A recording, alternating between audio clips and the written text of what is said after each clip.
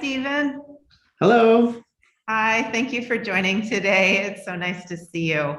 Absolutely. Um, there's a lot about you that I want to ask, but maybe we can just start with, your name and where you work and a little bit about what you do. Sure. My name is Stephen Gunstream. I'm the CEO and president of Technova. And Technova is a leading provider of cell culture media, molecular biology reagents, and agar plates for the discovery, development, and commercialization of therapeutics, vaccines, and diagnostics. We've been around since 1996. We have over 3,000 customers, and we're growing quite a bit recently since we've started going into what we call the GMP, so clinical production. So we can make products for making new vaccines, which happen to be a big part right now, as well as new therapies, particularly in cell and gene therapy, where they need smaller volumes, more custom nature. Our business is very different in the fact that we don't know what people are ordering, and we make it on demand. So we can get products. The customers, they give us the recipes, much like you would go into the kitchen and get a recipe. They give us the recipe. We know how to manufacture it to the quality standards we need and get it to the customers in weeks. And many other players in the space, their infrastructure is not set up to do it in weeks. It's usually months. So we see ourselves as a key contributor to helping move the science forward. Yeah, I think moving the science forward with things that you do is just incredible. It really has accelerated the work incredibly, and it's kind of one of those silent hands that moves the machine, but so important and so valuable. I know that we have Technova materials in our lab, and they're always high quality and exactly what we need, and they come very quickly, and you guys are awesome to work with. That's great to hear. That's good to hear. Good. I hadn't realized you guys had been around for so long. Have you been with Technova the whole time? No, I've only been at Technova coming on 2 years this December. Prior to that, I was a general manager of BD Biosciences, or a division in Becton Dickinson, which is all the flow cytometry business and other things there. And before that, I was the chief commercial officer of a company called IDT, or Integrated DNA Technologies, which you probably know as well, as one of the leading oligo supplier in the space, which are very important for SynBio. And then prior to that, I was at a company called Applied Biosystems before it became Life Technologies, before it became Thermo. That's my resume quickly here. You've kind of traced all of biotechnology companies all the way through. I've been in a lot of tools companies. So this idea of how do we support moving things forward has really been my passion. Yeah. That's incredible, because I think that when people think about scientific careers, I don't think that would naturally or intuitively come to mind, but it is so important. Science really can't move forward without the tools to do the science. So very, very cool. Now, did you always know that you wanted to do science? I think I always knew I'd want to do some science. Actually, my grandfather was a professor of biology and anatomy, and my father was a physician. My mother was a teacher, and so I think I graduated from high school, and I was good at I wasn't good. I didn't know what engineering was. I was good at math. I was really good at math, and I was good in the sciences, and so I ended up going to Northwestern, and I signed up for biomedical engineering. It was a very new degree at the time, right? And I thought, look, if I do this, then I like the engineering idea of the math and science, but I thought I would want to be a doctor like my dad, like probably many kids do. And I guess these aren't kids, but I consider 18 a kid, or I was at least a kid at that time. And then I got to college, and my passion was much more on the engineering side of that. And so this combination of science and engineering just really suited me well. And so that's where I started. And ended up, luckily getting a temp position at Applied Biosystems after I moved to San Francisco right after college. My wife was going to dental school. And so actually I didn't have a job. And then I got a temp job at Applied Biosystems, and then sort of did R&D there for a while. And so that's kind of how I ended up there. Sometimes it just happens, right? It sometimes really does. I think that's exactly right. And you're not the first person I've talked to that has said, in high school, I liked math, I liked science, and somebody said, do engineering, because that's what that is, and most people I mean, maybe it's changing now, but certainly in high school, I didn't know what engineers did or how to get into that field at all. So, Yeah, and at least when I was in high school, there's not an engineering like class, right? There is, there's like for the mechanical side, the closest thing was like more the wood shop, which I was not good at, right? And I was much more on the maybe chemistry, but calculus was like in math. I really enjoyed math quite a yeah. bit. Yeah.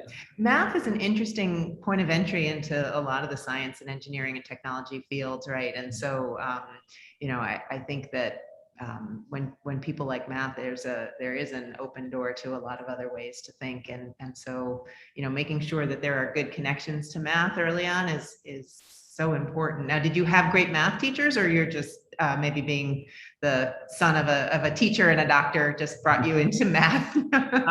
I did have really good teachers, everything, right? I did a lot of arts and literature type of things as well. But I really just, I did have a great pre-calc and calc teacher, and it was not about memorizing. And that's not really what I'm really strong at, to be honest, right? It was really understanding, like, what does this mean when you do a derivative, right? And then how does it apply? And I think that combination, I didn't realize it at the time. I think it took until I got to college, this combination of understanding the math, but then the creative side, right? How do you apply that creatively to sort of developing and inventing things and solving? I really always like solving problems and challenges and puzzles, and that kind of fit for the engineering side. Absolutely. Boy, I hope people really hear that and listen to that, because it's really not about just memorizing and packing your brain full of facts and being able to tell people what's already known. It's really about problem solving, and it is creative. And I hope that we attract people into the field because it is creative and because it's, problem oriented, and you can do great things, right? Like you can actually make a positive difference in the world this way. Absolutely. And I'll tell you one piece that stands out in my college now. So this is college. I was in the pre-med classes, the biology and stuff, and I was not. I wasn't particularly good at that because it is a lot of memorizing for some of that, right? And this was around the time of the internet starting, which I know whoever's listening probably doesn't even believe that existed. But I remember I did not do very well in biology. And it was like, I remember one of the questions on the test was like, how many years ago was the Paleozoic extinction? And I remember looking at the question, was like, who cares? I can just look it up. There's not actually using your brain, right? And so that's kind of, there are people that are really good at that stuff, and that's just not me. But I had a lot more passion understanding why things worked in that area, in just biology and things like that. And that's where I really kind of excelled, and particularly once I got into my job in applied biosystems and others, right? It's sort of like, okay, we can't solve this problem. And then it was just a real big passion of mine to try and understand why things work the way they did and see if we can solve it. That's so cool. That's amazing. I sort of have a similar thing. I did not take any biology in college. I was a chemistry major. It's really about like pushing molecules around and bonds, and I never took any biology until I got to graduate school. So yeah, because it was just about like stacking your brain full of stuff and being able to repeat back things that I couldn't really figure out why they were important. So I think it's changed now. I think the internet has changed a lot of that in the sense, and I go back to that calculus teacher, right? Because you couldn't use a calculator, right? It would not let you use a calculator. And it was like, prove the formula using integrals for how you find the volume of a sphere, right? And it's like, okay, you really have to understand the purpose of these things, right? So I thought that's why I really did enjoy that more than some of the other classes. Amazing. Amazing. And do you use your problem solving skills in your day-to-day work? Are you part of a team that puts, problems on the table every day and tries to fix them? Yeah, we're trying to do, more things than you can possibly do at the same time, which is, work to kind of corral into what you want to do, but we have lots of challenges every day, right? And I think, I'm maybe a slightly different type of leader. I am a team player as well, like where I jump in and help solve the problems when they're particularly urgent. Bring the people together, and they all come, my team in particular comes from very diverse backgrounds, right? And that's great. They come from some pharmaceutical, some life science tools, some diagnostics from an industry experience, but then also different majors, different, places they grew up, everything, right? And you put these people in a room and we all like, okay, we got to figure out how to manufacture this product.